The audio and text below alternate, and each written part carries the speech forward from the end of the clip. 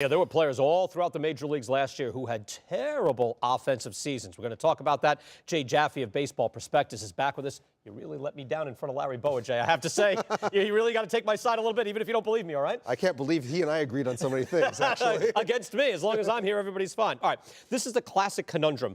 Do you stay with the proven veteran, or do you make the move to the younger guy that you have from your farm system, especially if you're in the pennant race?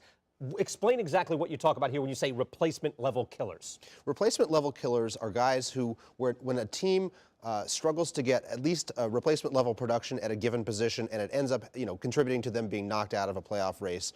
So this is really the teams that are right on the margins between making the playoffs and missing the playoffs. And we're not talking just about net 0.0 production. We've also got salaries and opportunity costs that kind of go into the equation as well, and obviously who the other options are factors into the equation. Basically, that you could pay league minimum to get replacement level. Right. It's better not to pay $20 million to get replacement level. Right. Let's start there. The Angels and Vernon Wells. Talk about that situation, because the Angels were in the hunt and fell off. Was that the decision that killed them? Yeah, that was one of the big ones. I mean, Vernon Wells produced a .248 on-base percentage and a .247 true average, was worth about 1 win above replacement, almost all of that on defense at a cost of $23 million. The Angels had a logjam in the outfield. Mike Trout, their top prospect, was ready by the middle of the year. Came up and gave them some actually slightly better production than Wells was able to do.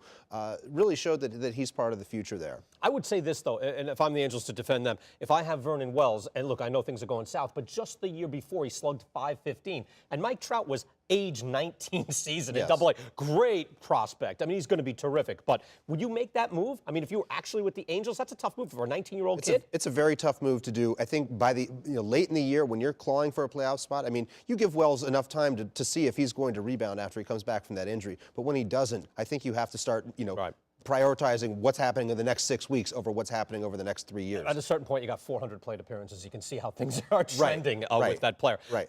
The Giants, where did they go wrong? The Giants went wrong at first base and at shortstop. At first base, they never really got Brandon Belt situated as a rookie. They tried Aubrey Huff in right field. That was a disaster. Huff couldn't really match what he was doing. Huff is every other year. Yeah, right? Huff is every other year. Every other year, he wasn't terrific. By his own admission, he was out of shape. He basically, the two of them were more or less league average hitters at first base, which is the most important position to get for offense. But now Brandon Belt comes up, and look, this guy had staggering minor league numbers, like a 450, 460 on base, slugging over 500, over 600 at another level. But when he came up to the bigs, he did struggle. That's going to happen. But when you're contending, how long do you hang with that? Well, they sent him down after 3 weeks in April, and that's definitely not long enough for a guy who's a rookie. And then, unfortunately, he got hurt. There was nothing they could really do about that. But he ended up losing about 3 months in there, and he didn't really have anything else to prove at AAA. So they ended up, just not taking advantage of the situation.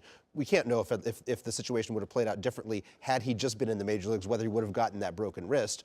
But I think their chances would have been better had they gotten Belt more at bats and more acclimated to major league pitching. Quickly then, Blue Jays, again, they were in the hunt. They're in the tough division. Where did they go wrong?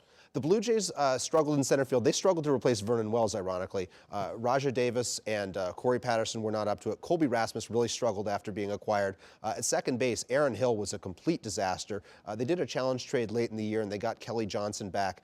He actually had a nice little rebound, but he had been terrible in Arizona. He's another one of those every other year type of guys, too.